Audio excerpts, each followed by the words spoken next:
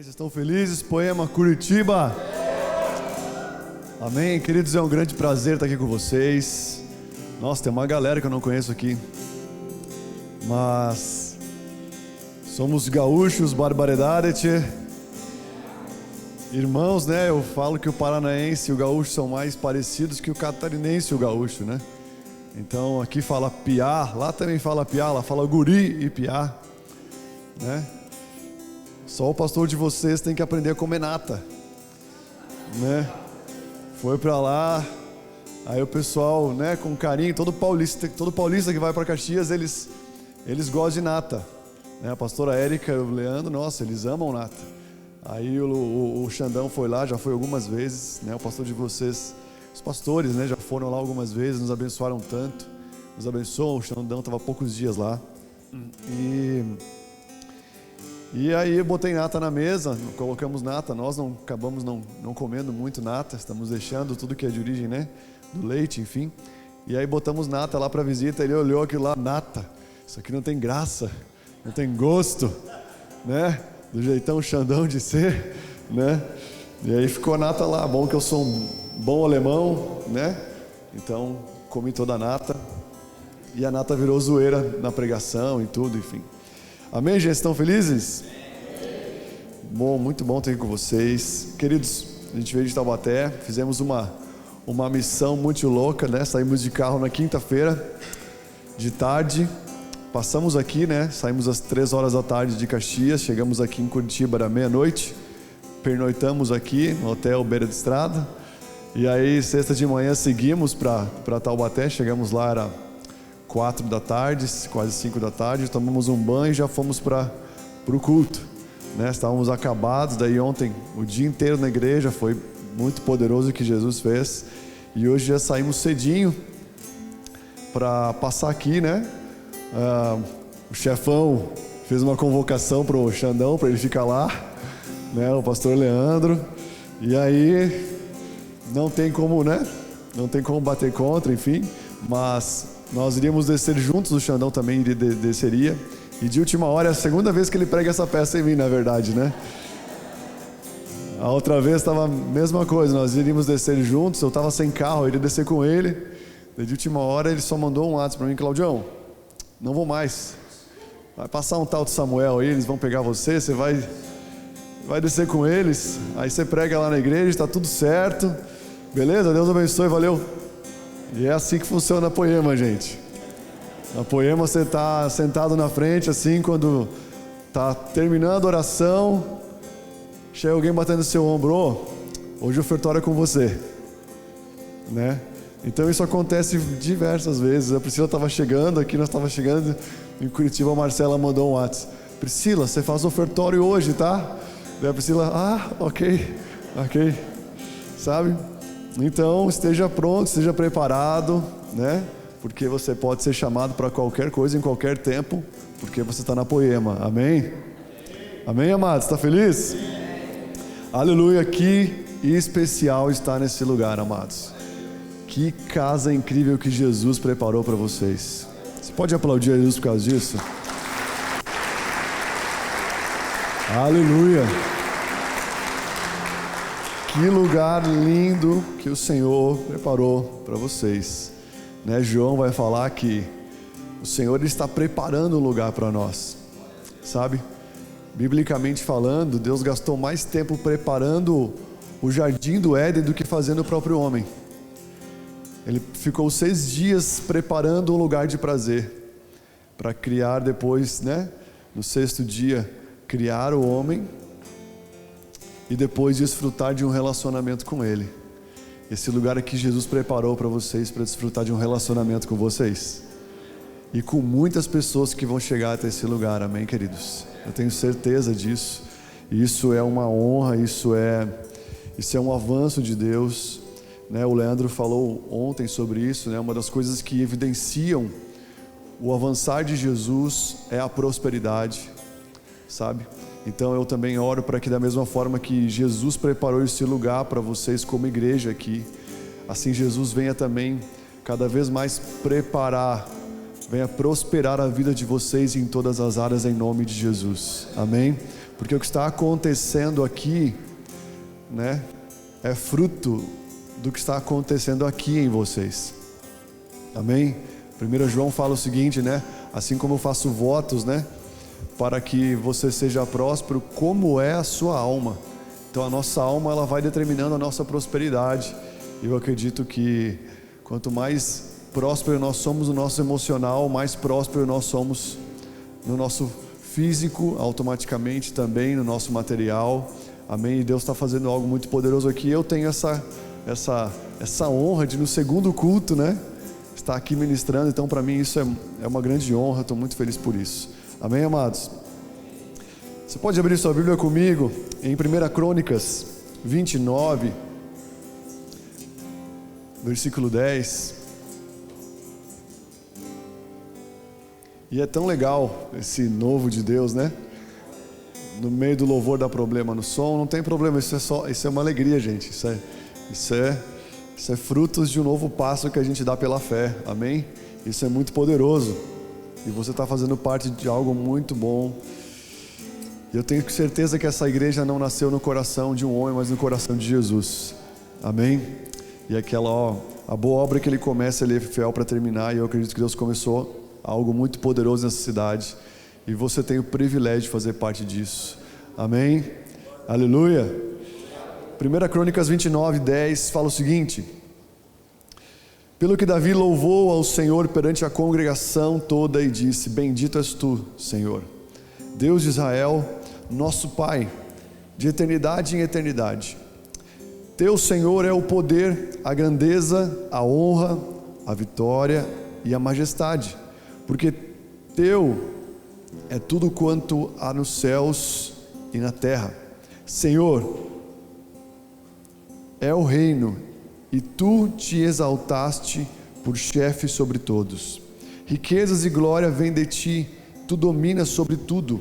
Na tua mão há força e poder, contigo está o engrandecer e a tudo dar força. Amém, querido? Só até aqui. Você pode fechar os teus olhos um instante? Se você puder, coloca a mão no seu coração. Pai, obrigado por estar aqui nessa noite, Jesus. Obrigado por essa igreja maravilhosa, Pai, por essas pessoas maravilhosas que estão aqui. Obrigado por esse novo tempo que o Senhor está abrindo, Jesus, Pai, com um grande propósito sobre esse lugar. Pai, nós pedimos que o Senhor derrame nesse momento espírito de sabedoria e de revelação, do pleno entendimento da sua vontade sobre os nossos corações, Pai. Pai, é muito bom fazer parte de algo, Senhor, verdadeiro, algo, Senhor, Deus, que vem do teu coração, Senhor. Eu te peço que nessa noite o Senhor venha frutificar, Deus, o entendimento de cada um aqui, Pai, que o Senhor renove o nosso entendimento, para que nós possamos, Deus, viver, colher a boa, perfeita e agradável vontade do Senhor, em o nome de Jesus. Nós repreendemos tudo e qualquer atrapalhação, todo e qualquer tipo de, Deus, de incomodação que possa impedir o frutificar da Tua Palavra nos nossos corações, e nós queremos rasgar nosso coração aqui nessa noite, Jesus, para que o Senhor possa fazer a Sua vontade em nós, em o nome de Jesus, Pai, que a Tua presença esteja pairando, que o Teu Espírito venha pairar sobre esse lugar aqui, e fazer a Sua vontade em cada um de nós, em nome de Jesus. Amém, queridos? Aleluia. Queridos, eu quero falar um pouco sobre a essência de um novo templo, e talvez também de um novo tempo, né? Essa passagem tem estado no meu coração há alguns dias, e quando o Xandão, né, pediu para mim ministrar aqui para vocês, semana que vem nós vamos começar uma nova série em todas as poemas, né? Eu sou pastor, eu e a Priscila, essa mulher linda, maravilhosa, estava aqui agora, minha esposa, a Priscila. Nós somos pastores da Poema Caxias do Sul, né? E todas as poemas agora, no próximo domingo, vão começar uma nova série. Você não pode ficar de fora do que Deus vai fazer. No próximo domingo já volta também aqui na Poema Curitiba os 2 cultos, né? Culto manhã e noite. Então, se você gostava mais do culto da manhã, agora você vai poder voltar no culto da manhã. Se você vem à noite, vai continuar vindo à noite.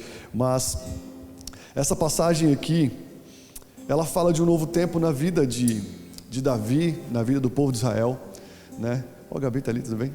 E aí então Davi, ele está aqui, na verdade, grato ao Senhor por poder fazer parte de uma construção de um novo templo, sabe?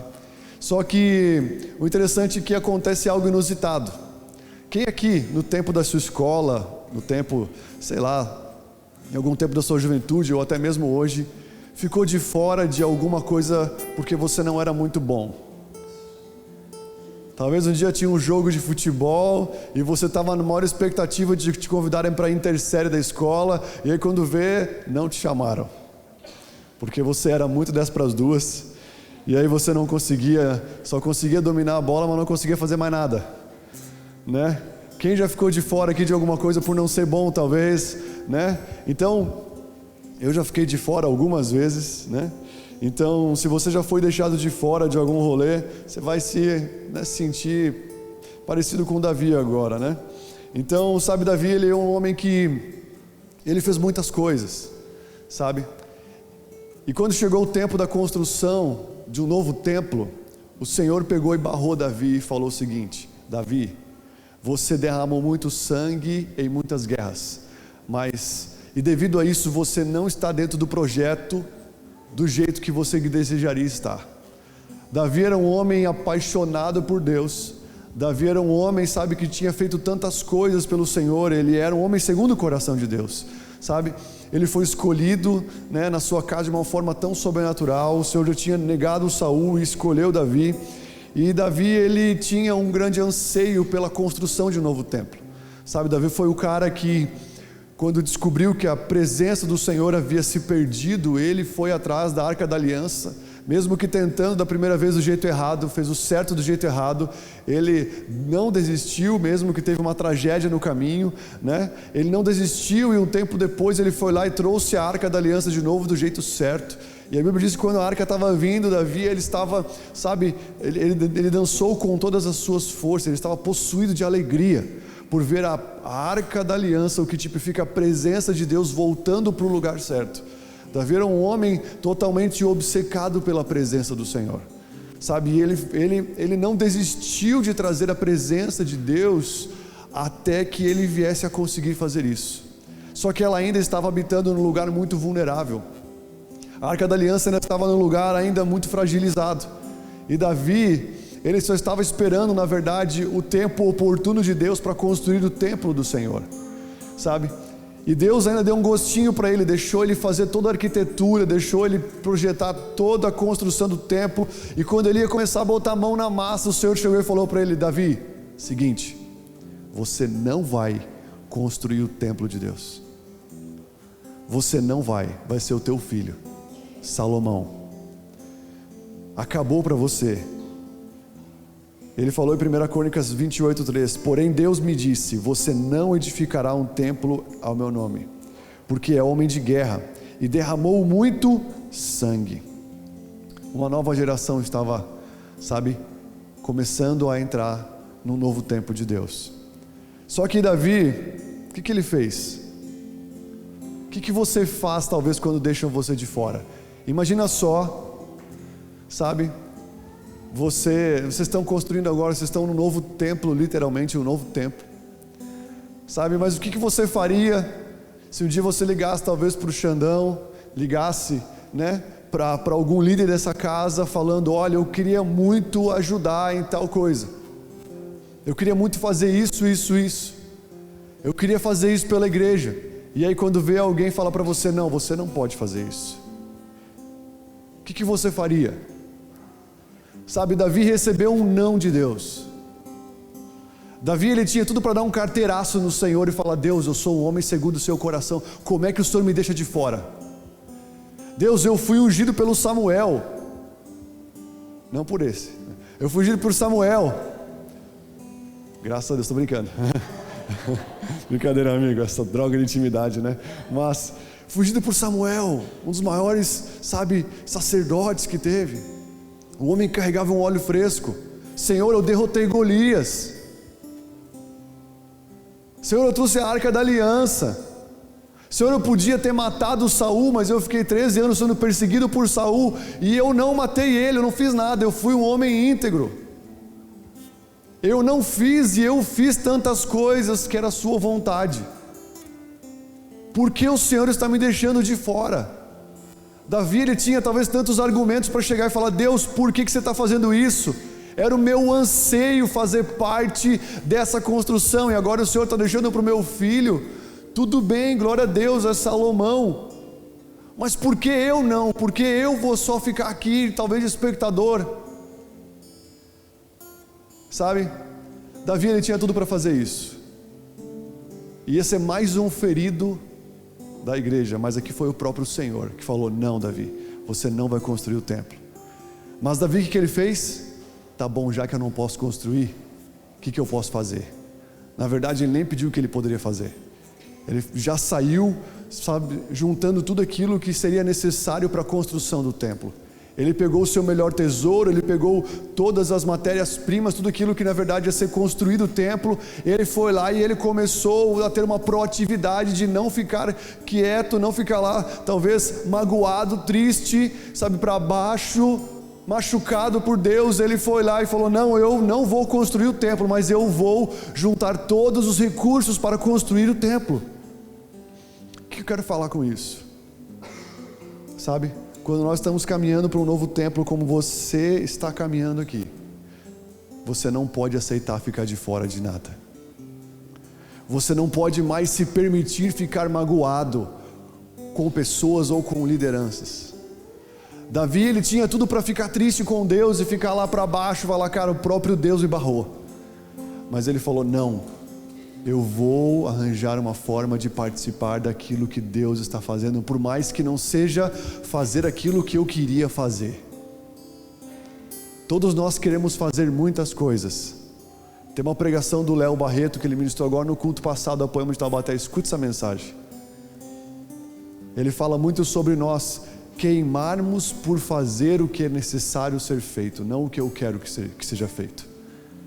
Todos nós aqui temos, sabe, queremos fazer muitas coisas, sabe, mas nós precisamos queimar para fazer aquilo que é necessário ser feito, porque para gerar uma igreja, para gerar uma família, para gerar uma empresa, para ser uma pessoa bem-sucedida nessa terra, nós precisamos queimar para fazer o que tem que ser feito, e não somente para fazer o que nós queremos fazer.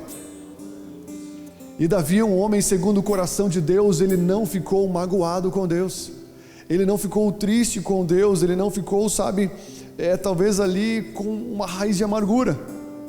O homem segundo o coração de Deus, mais de qualquer coisa, ele é um homem que não se ofende.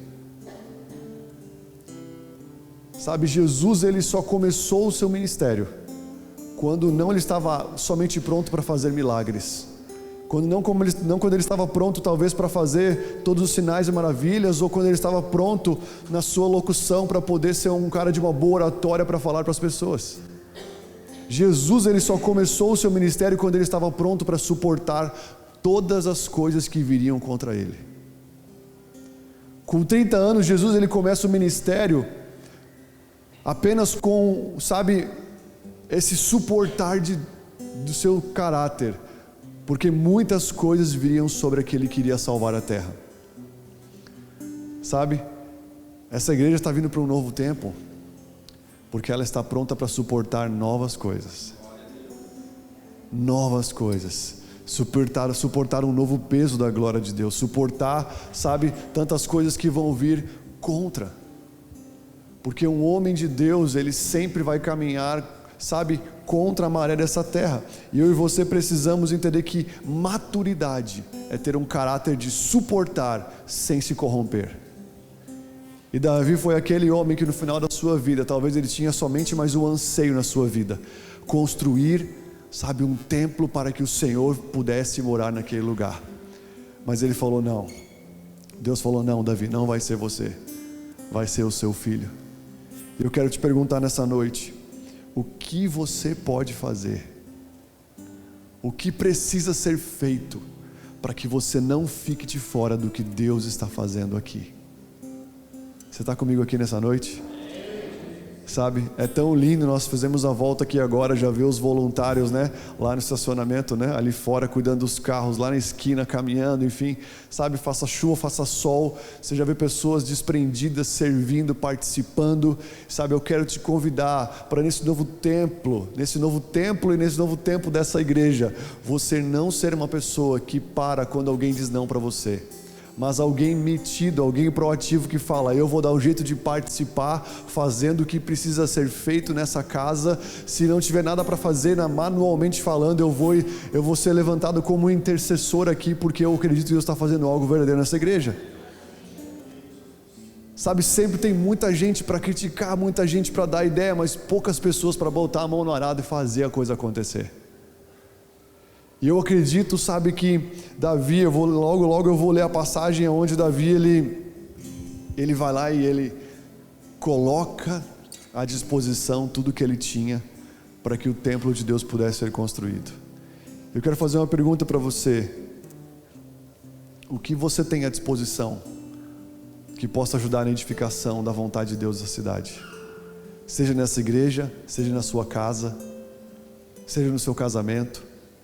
Eu quero falar para você que a cura de uma família não vem quando alguém quer fazer aquilo que deseja fazer, mas quando aquela pessoa faz aquilo que precisa ser feito. Muitas vezes uma esposa vai ter que fazer não aquilo que ela quer, mas aquilo que ela precisa. Muitas vezes o marido vai ter que fazer não aquilo que ele quer, mas aquilo que ele precisa. E muitas vezes na maioria das vezes, nós vamos ter que fazer o que nós precisamos e não o que nós queremos.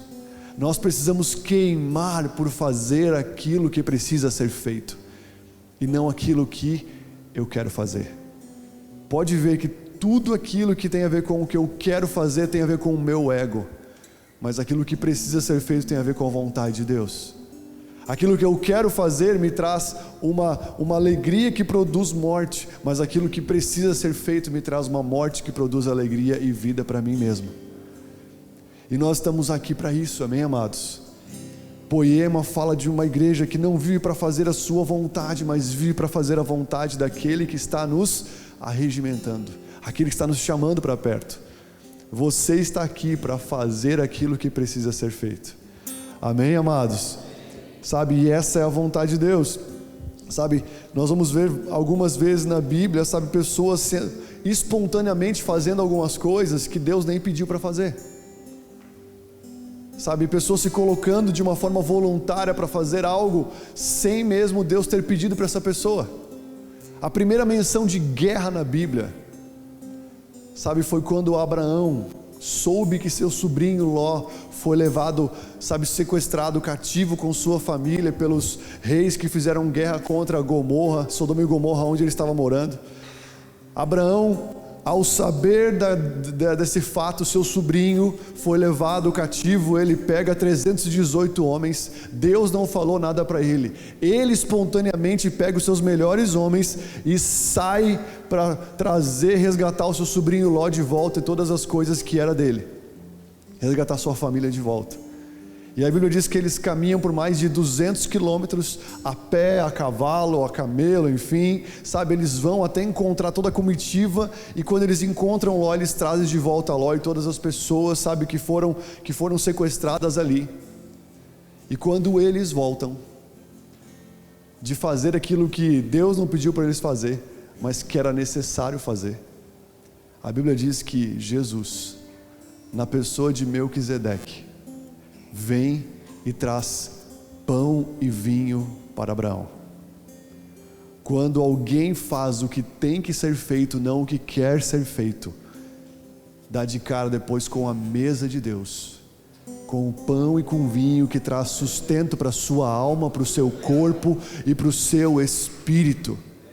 Muitas vezes, quando você faz aquilo que é necessário fazer, depois você vai experimentar, sabe, os céus abertos derramando sobre a sua vida uma provisão que vai trazer cura para a sua alma, alimento para o seu corpo. Você está comigo aí? Jesus, ele fala: a minha comida e a minha bebida é fazer a vontade daquele que me chamou. Sabe, se você for perguntar para o pastor de vocês, sabe, é muito lindo vim para um lugar novo, assim, sensacional, todo pronto, Jesus fez tudo, mas ao mesmo tempo uma família precisou deixar a sua terra, a sua parentela, sabe, deixar a sua casa, deixar tudo para vir para uma terra desconhecida para eles, de uma outra cultura, sabe, houve morte, houve renúncia. Tudo que é lindo e maravilhoso que se manifesta sempre vem após alguém renunciar à sua própria vida para fazer a vontade de Jesus. isso aqui não está acontecendo para ficar aqui. Isso está acontecendo para que você viva isso na sua vida fora daqui de dentro. Você está comigo aqui? Eu acredito que o que você está vendo aqui, isso é para se materializar na sua vida fora daqui. Mas isso vem com renúncia. Isso vem por, não aceitar ficar de fora da vontade de Deus. Davi, ele falou, cara, eu não vou ficar de fora, eu vou fazer alguma coisa. Eu não posso construir, eu não posso mais arquitetar, mas eu posso trazer as coisas para que esse templo seja construído. Se você for ver a história de Ruth na Bíblia, Ruth, ela vê o seu marido morrer, ela vê o seu sogro morrer, e ela vê como é que é o nome mesmo do outro? Oi? O cunhado, obrigado, esqueci do nome da parentela. Ela vê o seu cunhado morrer, ela vê o seu sogro morrer, ela vê o seu marido morrer, e aí está lá as 3 mulheres. A sogra, a mãe dos meninos, se deu o nome de amarga, porque ela falou, a vida está sendo muito amarga para mim, Deus foi amargo para mim, então eu vou me denominar, como amarga. E aí ela fala, meninas, Ruth e Orfa, se eu não me engano, pode ir embora, não tem mais como eu dar filho para vocês, dar marido para vocês, mesmo que eu case agora, vocês não vão esperar, então vão embora, vão cada um para suas casas e vão. Ruth espontaneamente fala, não vou ir não, vou ficar aqui. Senti de Deus de ficar aqui. Tem muitas pessoas que sentem de Deus de fazer o que a sua emoção está falando, não a vontade de Deus. Existe uma linha muito tênue entre a sua vontade com a vontade de Deus. E aquela mulher, aquela menina, ela faz uma declaração, que muitas pessoas usam, ela faz uma declaração para sua sogra, que muitos de nós usamos, eu já usei para realizar casamentos. Aquela mulher amarga fala, vai embora, eu perdi meu marido, eu perdi tudo, eu vou voltar para Belém, eu vou voltar para a terra do pão, e Ruth, que significa amizade, fala, não, eu vou com você. Eu vou com você, aonde você for eu vou, o seu Deus será o meu Deus, o seu povo será o meu povo, o que você fizer, o que eu vou fazer, eu vou te servir, eu vou te ajudar. E aquela menininha não desgruda daquela mulher, aquela senhora falou, vai embora, vai embora. Quem já foi pego por um cachorrinho assim, que gruda no pé assim? Eu já fui pego um dia de bicicleta, pegou e, sabe aqueles pincher lá, do demônio, tô brincando. Brincadeira, tem gente que tem pincher aqui. Se eu é convertido em nome de Jesus, ore por ele, vai se converter. Mas, Ruth fala, não vou te deixar. Ela fala, vai embora menina, vai embora. Não vou. Quantas pessoas muitas vezes acontece uma coisa na igreja, fala, vou embora, o pastor não me deu oi na entrada. Eu vou embora, o líder do louvor não me deu moral. Eu vou embora, porque as pessoas não me olharam direito naquela igreja. Um cara me olhou de atravessado, e quando vê, ele tirou o atravessado porque ele estava, estava com uma coceira no olho, eu estava endemoniando, mas ele te olhou atravessado não porque ele quis. Muitas vezes a gente acha tanta coisa que não existe, porque nossa alma está doente, a nossa alma está debilitada, a gente está carregando muitas vezes coisas do passado, coisas que não estão curadas, e nós muitas vezes achamos que aquela pessoa está fazendo algo para nós. Eu quero falar para você que, aquela menininha, ela não deixou de seguir aquela mulher porque Jesus falou para ela, mas falou no íntimo dela. A Bíblia não diz que Deus falou, Ruth, vai seguir aquela mulher e serve ela. Não, ela espontaneamente foi, ela não ficou de fora, porque ela sabia que aquela família não deveria ter saído daquela terra. Que eles foram para Moabe e não deveriam ter saído de Belém, da terra do pão. E ela falou, é minha oportunidade de ir para a terra onde vai nascer o pão vivo que desce do céu. E ela vai e serve aquela mulher, o que acontece? O resgatador. Tem alguma solteira aqui nessa noite? Se você for uma grande amiga da igreja de Jesus Cristo, não amiga, mas alguém que vai fazer, muitos consideram a igreja de Jesus amarga, e ela é amarga. A igreja de Jesus não vem somente para trazer doce, ela vem para trazer arrependimento. E o arrependimento no primeiro instante, ele não é bom, não é gostoso, É aquela menininha seguindo aquela mulher, tipifica nós como filhos de Deus, seguindo a vontade de Deus no corpo de Cristo, voltando para a casa do pão.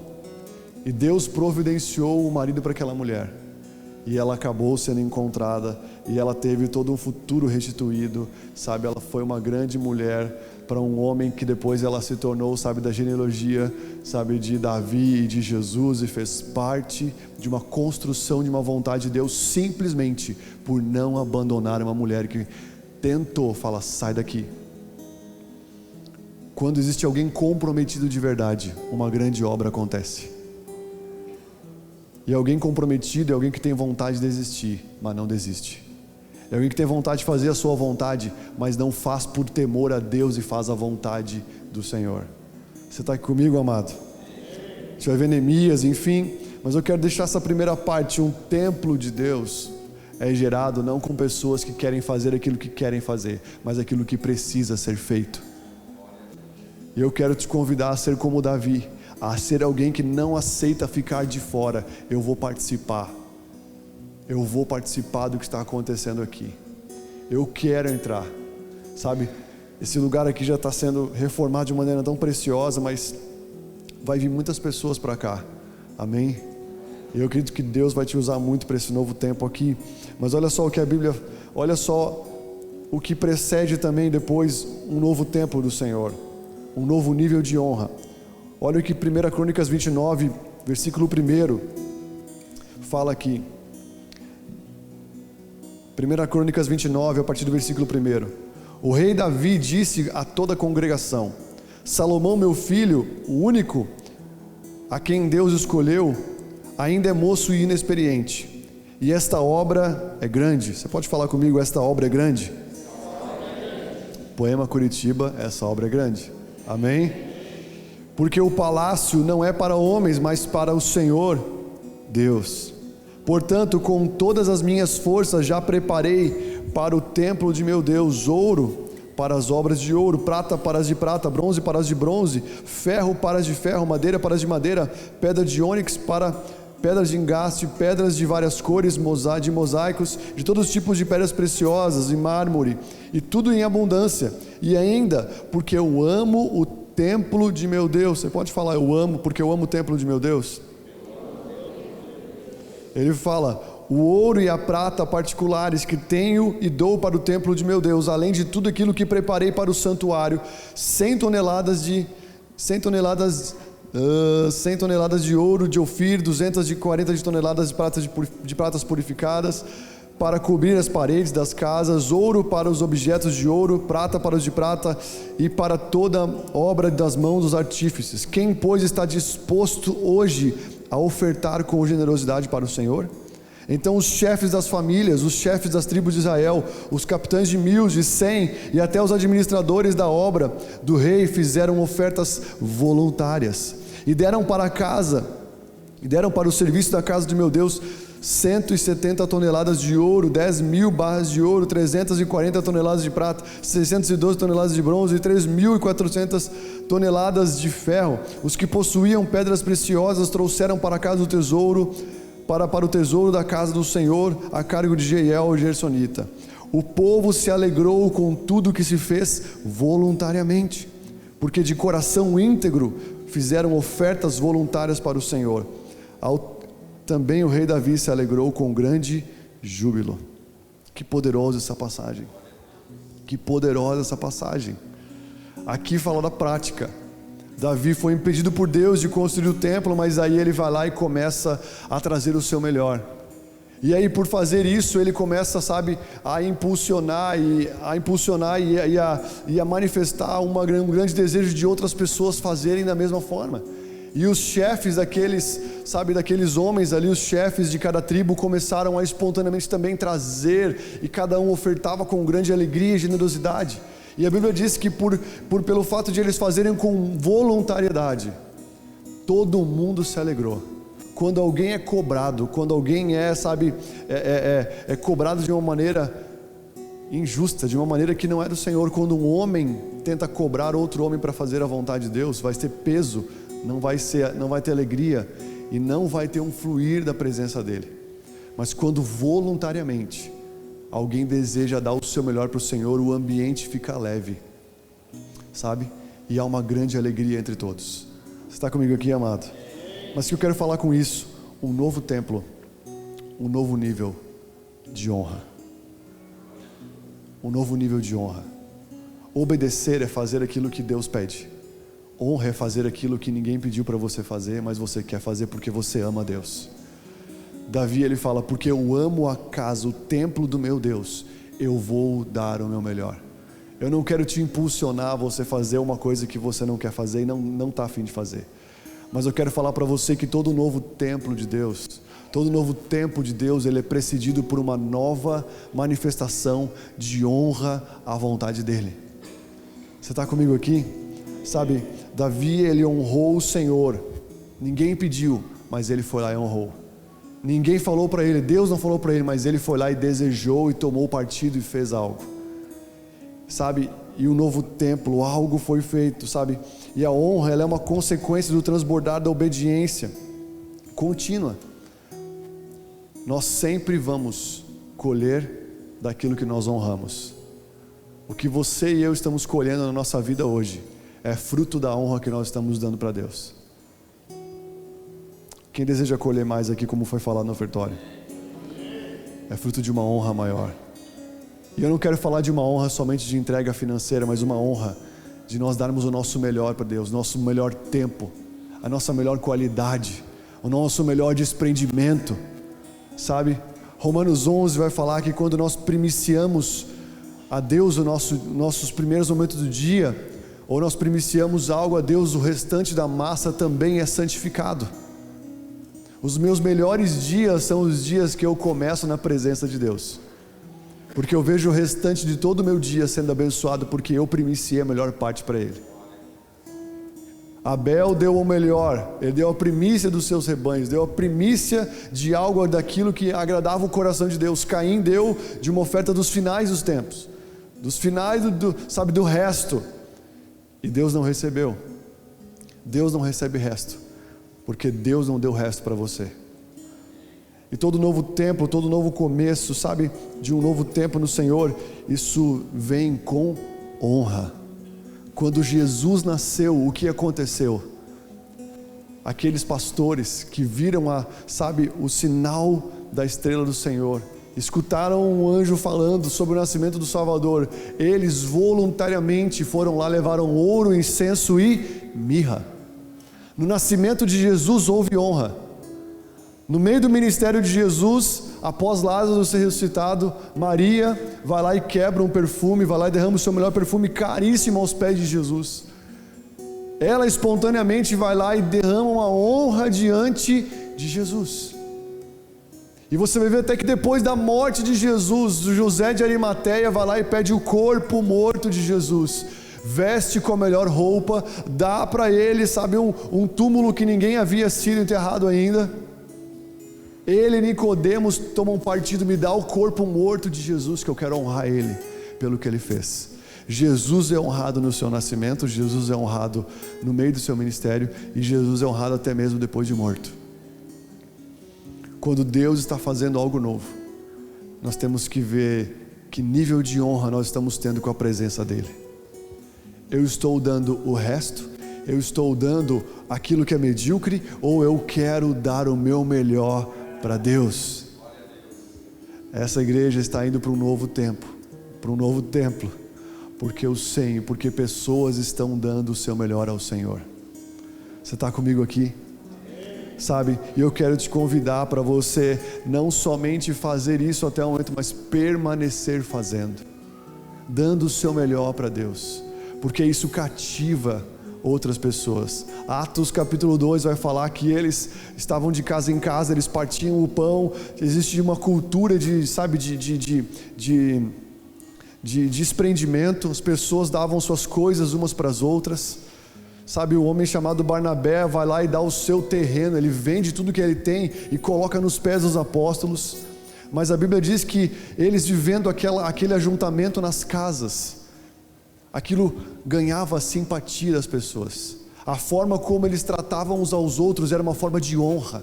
Não tinha disputa, não tinha briga, sabe, não tinha, porque o Espírito Santo havia sido derramado, e quando o Espírito Santo há derramado também um desejo de dar o melhor para Deus e para as pessoas que Ele está colocando à nossa volta.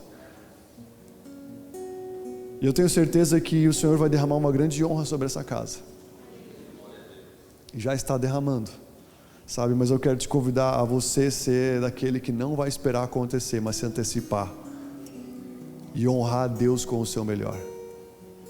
Sabe, lá em Caxias eu tenho visto, é nítido, é claro isso, as pessoas que mais estão prosperando são as que mais estão honrando. Sabe, esses dias um rapaz foi almoçar com outro rapaz da igreja lá, e ele foi almoçar com um dos nossos discípulos, né, dois na verdade, mas um está menos tempo, e ele foi com o intuito de perguntar um segredo da prosperidade daquele rapaz. Ele foi almoçar com ele com o intuito de perguntar: cara, o que você está fazendo para em tão pouco tempo você está colhendo tanta abundância como você está colhendo na sua vida, na sua família, no seu trabalho? E você olha para o rapaz que está tendo essa colheita, você olha para ele e você fala que ele é um cara normal, talvez um zero à esquerda, tem um jeitão nada a ver, mas o cara está colhendo absurdamente. E aí eu encontrei eles, né? Depois do almoço, acabei esbarrando com eles na rua, e eu comecei a conversar com esse rapaz. E aí, como é que foi almoçar com o fulano de tal aí? Foi legal? Ele começou a chorar. Ele começou a chorar, ele me deu um abraço e me abraçou e falou: pastor, eu queria te pedir desculpa, cara, porque eu estou desonrando a igreja, eu estou desonrando a Jesus. Eu podia fazer muito mais, mas eu só estou pensando em mim. E esse tempo de almoço que eu tive agora com esse cara foi apenas para ver o quanto eu estou gastando a minha vida somente pensando naquilo que eu quero. Eu estou honrando a minha vida fazendo aquilo que eu gosto de fazer, e estou deixando Jesus para depois. E apenas almoçando com ele, eu estou vendo que ele está dando o melhor tempo, ele está dando ele está dando tudo de melhor para Deus. É um rapaz que honra as nossas vidas, minha e da minha esposa. Quero falar para você que se você honrar os pastores dessa casa, você vai colher uma porção dobrada sobre a sua vida. Sabe, mas aquele cara, eu não imaginaria um brutamonte, ele é grandão, fortão assim, luta jiu-jitsu. Ele me deu um abraço, eu pensei: pronto, vou levar agora uma chave de braço aqui, vou morrer aqui mesmo, né? E aí ele me abraçou e me apertou assim, me segurou e falou: eu queria te pedir desculpa, pastor, mas eu vou dar o meu melhor a partir de agora. Apenas uma mesa com alguém que está dando o seu melhor e tem frutos evidentes de uma colheita verdadeira na sua vida. Aquele cara foi convencido sem muito esforço. As pessoas estão buscando encontrar alguém que está com honra verdadeira, não honrando. Eu já tive pessoas na igreja que estavam querendo honrar a nossa vida para que a gente viesse a colocá-la no ministério, honrar a nossa vida para que a gente viesse dar uma chance no louvor, honrar a nossa vida para vir ter um status, ser líder de GC. Eu quero falar para você: não faça isso, porque vai ser muito ruim. Mas quando você honra com o coração em Deus, Davi honrou com o coração em Deus, você vai colher de uma forma abundante na sua vida.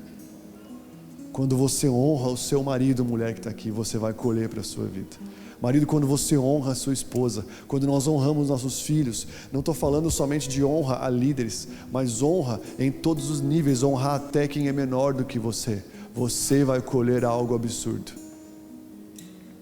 Você está comigo aqui? Sabe?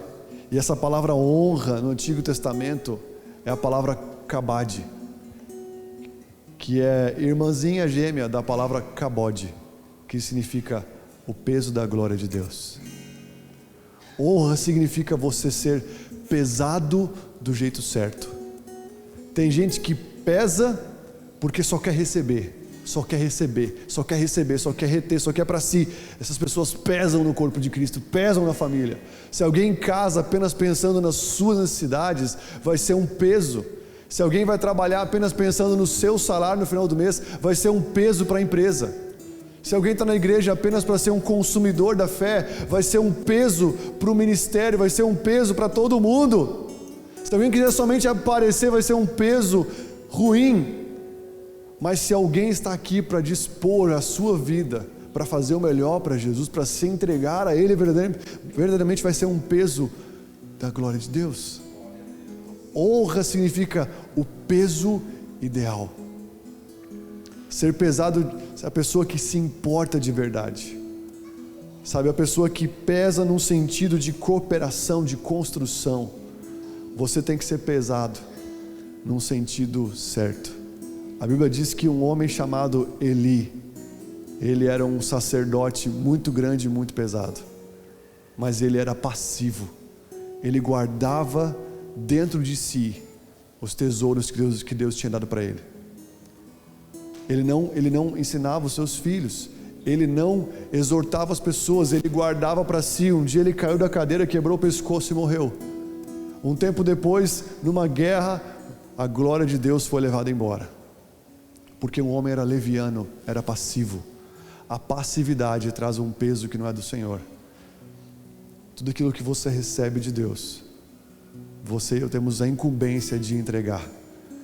Olha para quem está do seu lado e fala: não enterre o seu tesouro. Você tem algo para cooperar nessa igreja. Amém, amado?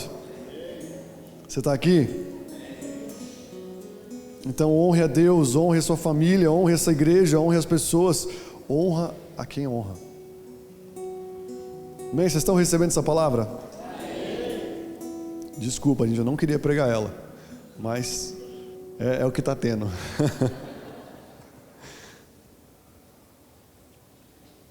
E para a gente terminar, o novo templo, novas guerras. Quando Salomão assumiu o lugar do seu pai no reinado, ele ficou de boa. Ele se tornou o homem mais sábio da terra. Davi foi um homem que guerreou pra caramba. Se você for ler os Salmos, você vai ver as guerras pessoais de Davi, as guerras emocionais de Davi. Se você for ler, sabe, 1 Samuel, 2 Samuel, você vai ver as guerras onde Davi guerreou com vários povos que vinham contra o povo de Israel. Davi tipifica um homem que guerreava com coisas externas. Quando chegou o tempo de Salomão, chegou um tempo de novas guerras.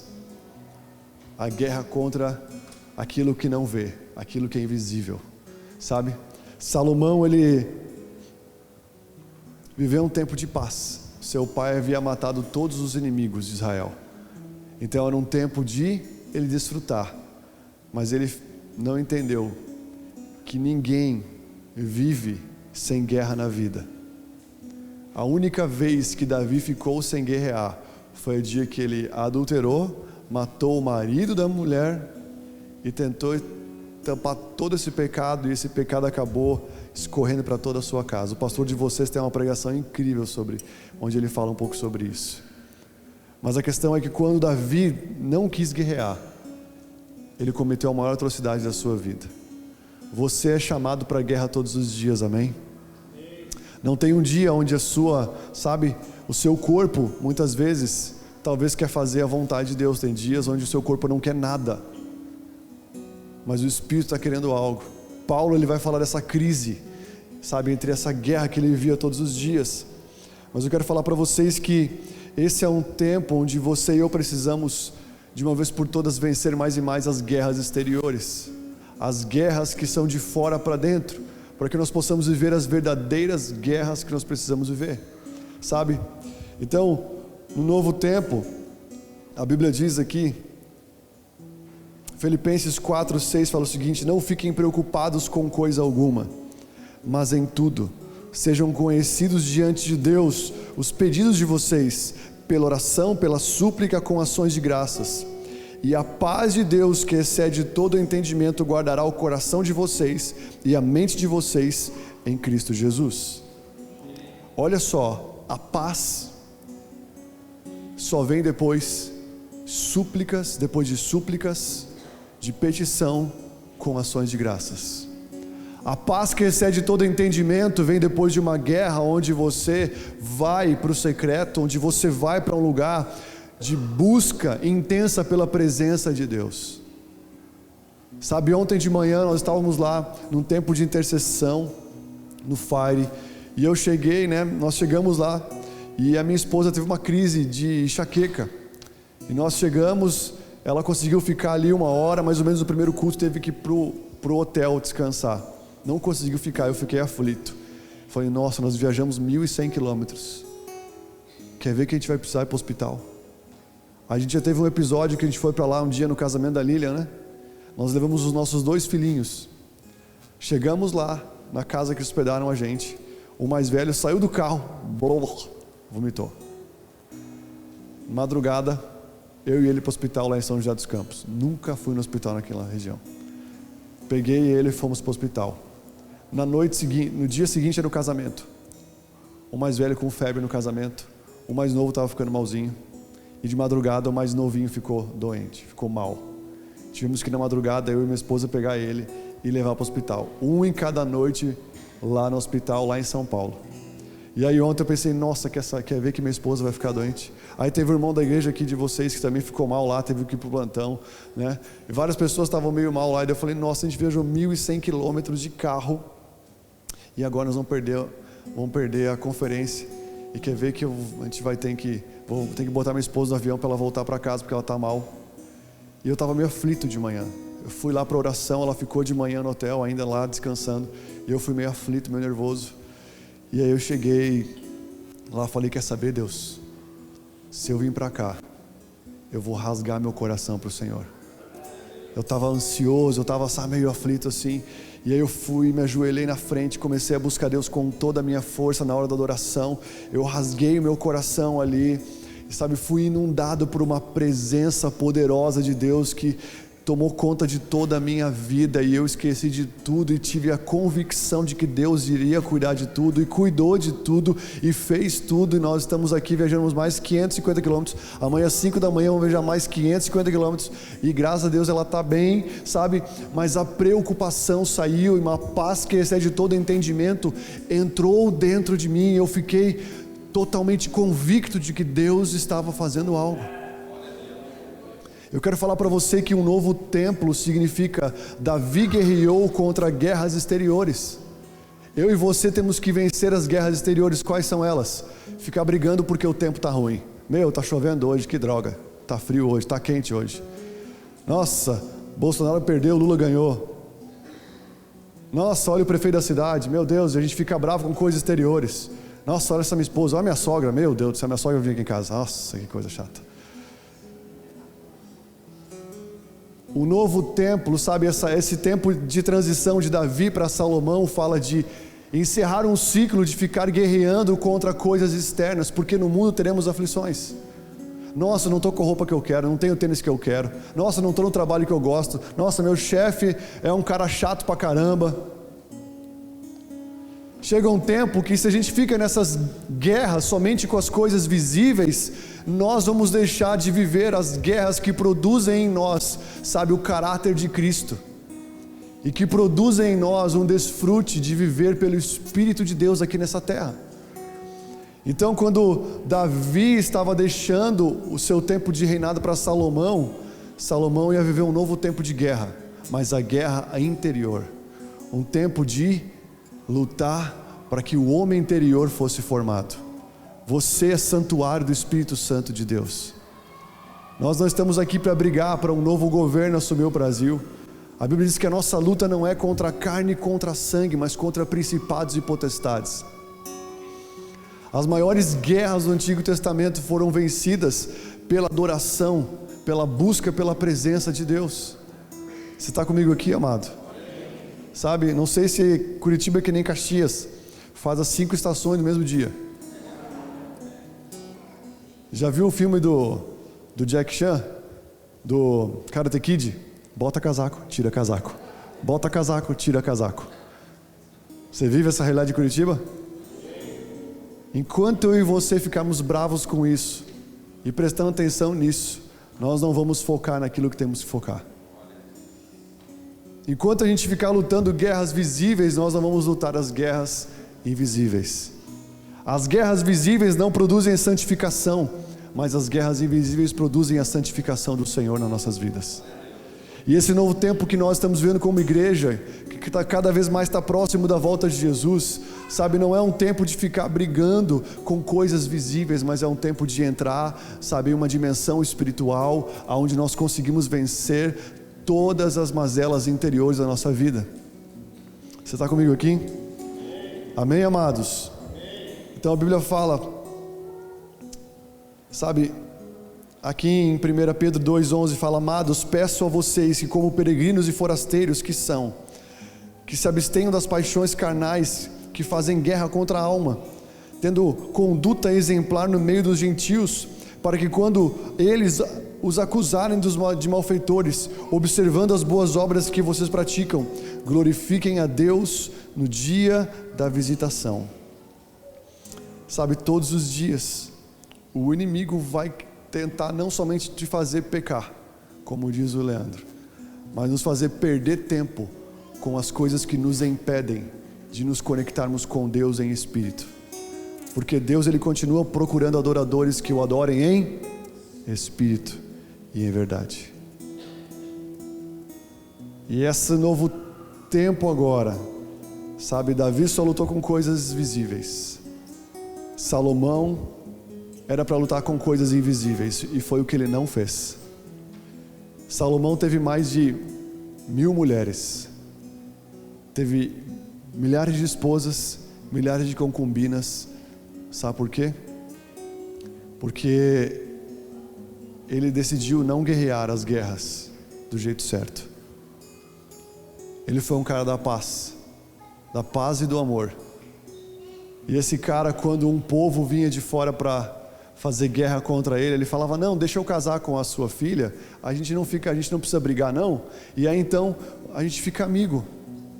E assim, para evitar guerras, evitar conflitos, ele casou com muitas mulheres de vários povos estrangeiros.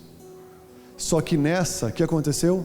Cada mulher vinha com um tipo de adoração de deuses pagãos, e o povo de Deus foi se enchendo de adorações a falsos deuses, porque em vez de Salomão buscar, sabe, rejeitar e bater contra e guerrear algo do jeito certo, ele simplesmente aceitava e fazia concessões. Não, para a gente evitar conflito, eu caso com a sua esposa, eu caso com a sua filha de tal reinado, e automaticamente eles formavam uma aliança onde eles não guerreavam mais uns com os outros, mas isso fazia com que vários falsos deuses entrassem em Israel.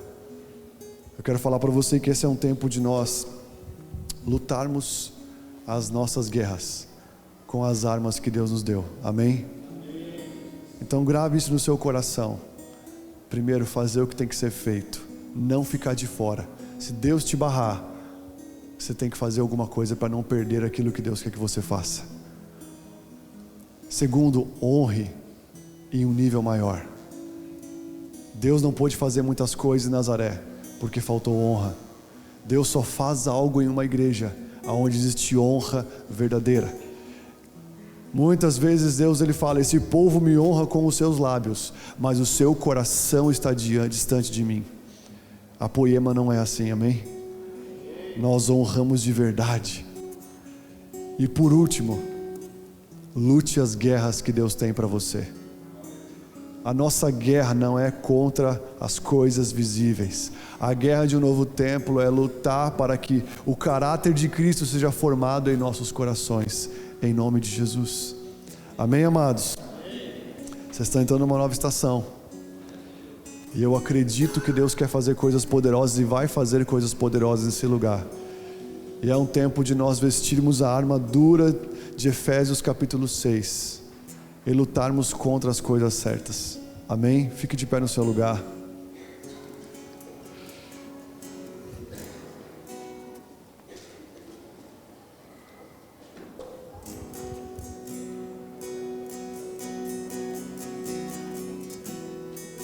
A Bíblia diz que o reino de Deus não é comida e nem bebida, não são coisas naturais,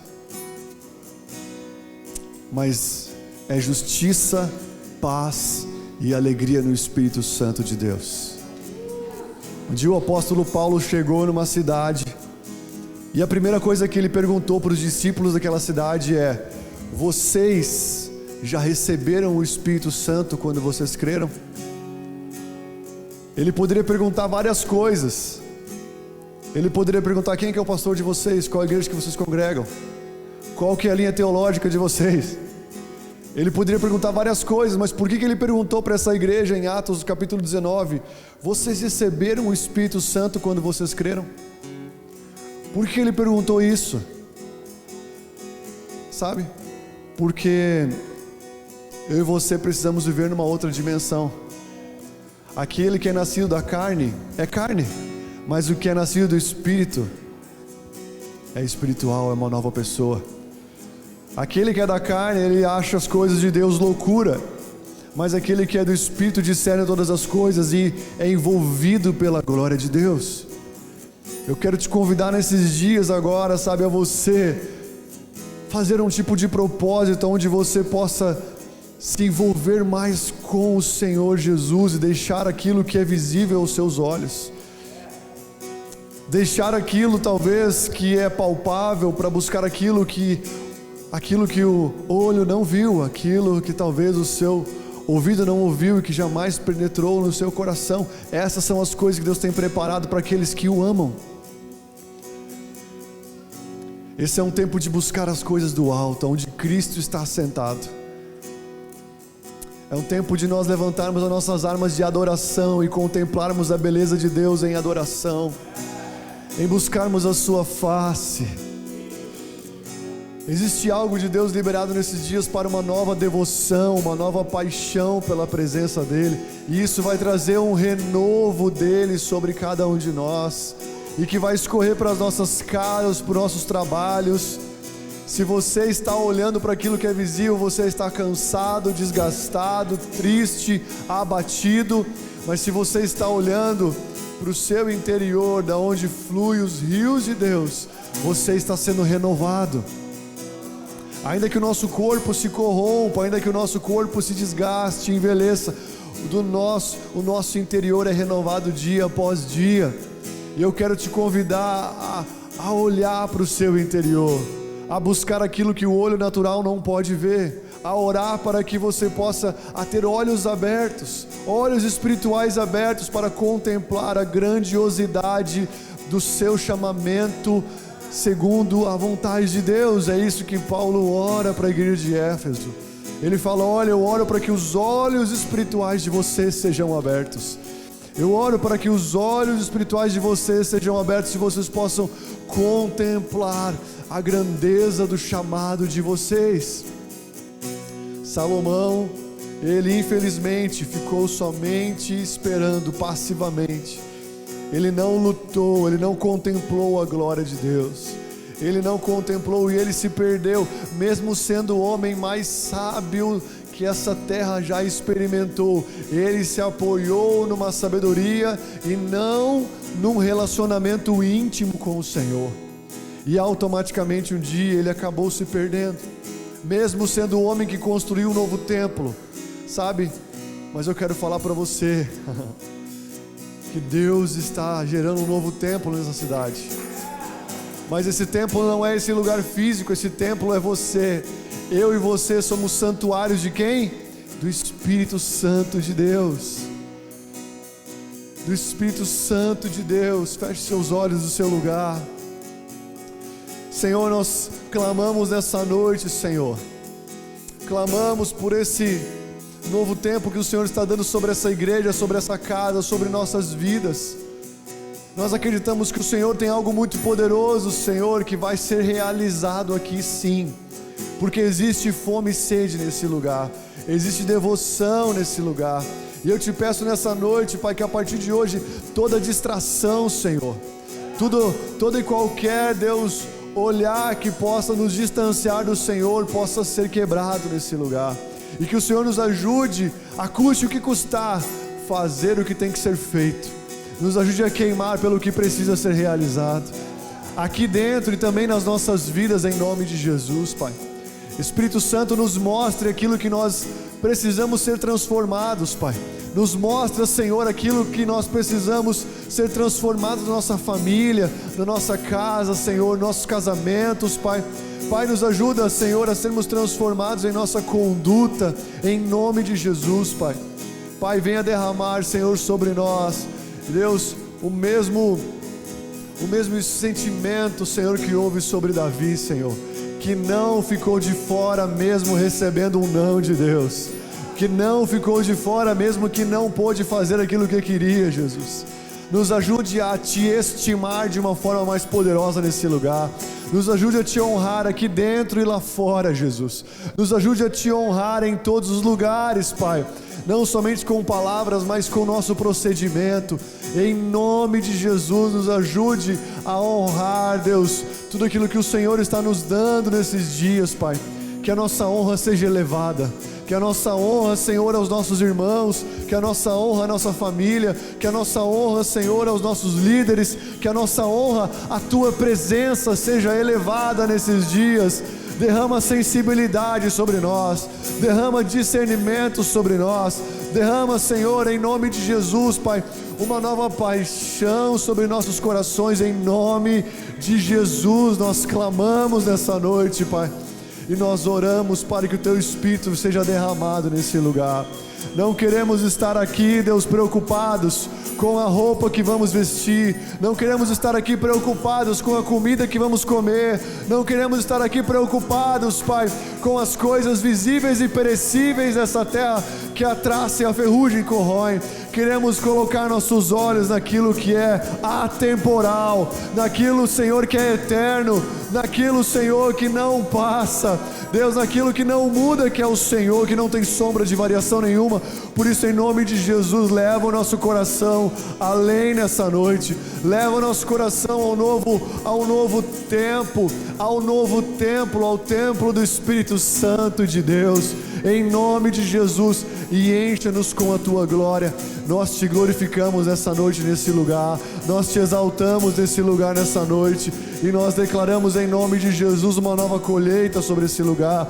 Nós declaramos em nome de Jesus, Pai, o Senhor rasgando os céus sobre essa igreja, sobre essa cidade, derramando cura, derramando em nome de Jesus da Tua alegria, derramando mais e mais, Deus, daquilo, Senhor, que produz a Sua vontade nos nossos corações. Nós nos rendemos a Ti nessa noite e nós Te glorificamos em o nome de Jesus. Você pode exaltar o nome de Jesus, você pode glorificar o nome de Jesus no seu lugar. Aleluia.